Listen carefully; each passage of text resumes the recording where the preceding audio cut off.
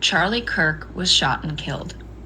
He was known for his fiery and oftentimes offensive hot takes, his Christian conservative values, and mobilizing conservative youth through an org he helped found called Turning Point USA. He was also known for going to college campuses and encouraging debate, being challenged by those who not only disagreed with him, but hated him for it. It was during one of those college campus debates that Charlie Kirk was murdered. This murder is regarded by many as a political assassination. This murder was an attack on freedom of speech, which is a value that every United States citizen should hold as paramount.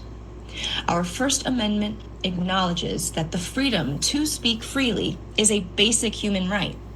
We in the United States often take this right for granted because we simply cannot fathom a society where speech is censored. But on September 10th, that basic human right was targeted and killed in the jugular, in front of hundreds of people, in front of millions of viewers, in front of two very small children.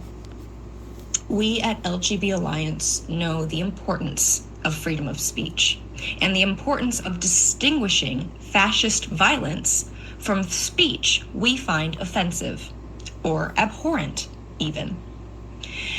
We have also been the target of online threats for our speech for daring to say that biological sex is relevant to sexual orientation, that single-sex spaces are essential for homosexual community, and that so-called gender transition of minors can harm proto-gay kids. Last week, we witnessed what happens when online threats bleeds into real life, and we couldn't help but think this could have happened to one of us. I mean, guys, this is 100% exactly how many of my colleagues have felt recently, many of my friends have felt. That was one of the first things that Deb from The Silenced Lesbian, and if you are not subscribed to her, please subscribe. She's first things that she said to me personally, and I hope it's okay with her that I'm saying this, was this could have been me. This could have been one of us. What happened 2 weeks ago, was not just about Charlie Kirk. This was a way bigger thing than a lot of people realize. And those that I could tell immediately, there were many people that were so toned down that I realized, wow, they really are out of the loop about this, not just political shift, but now it's a spiritual shift that's been occurring where all these voices are just going to rise, and they're going to rise louder and bigger than ever. And this is what my concern is that there's still too many people asleep. When it comes to LGB, and people will say, oh, well, Charlie Kirk would have hated you because you get, I don't want to hear it. I don't want to hear it because he didn't hate gay people. He had actually a lot of gay friends and hung out with a lot of gay people. He was a nice guy. He didn't believe that, gay people should get married or whatever. And it's like, there's a ton of people out there that still feel that way and think that way. It's been a debate for a really long time.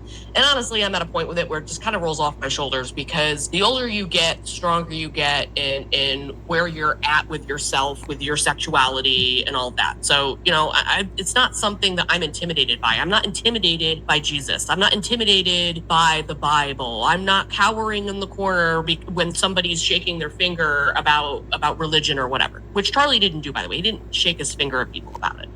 People like that I just ignore, the ones that are hyperbolic and crazy and too far right. There are people on the far right that are problematic as hell, and then obviously right now there are people on the far left that are problematic as hell. So it really has affected people across a lot of different demographics, very, very personally. So if you aren't awake yet, understand that there are millions of people across the world that are just beside themselves, not only over Charlie Kirk, but all the crazy rhetoric that's been going on in the LGBT space for a really long time. And I think we're finally at, what is it, guys? The turning point. I mean, it's crazy how much that phrase fits with so much that's happening. And it is such a shame and such a terrible, awful thing that we had to lose somebody so that more people were able to feel like they could come forward, or more people were awakened or inspired or feeling a spiritual sense in their hearts, even if they're not a Christian, but just spiritual or believe in something. It's awakened something in people. And that's the first step,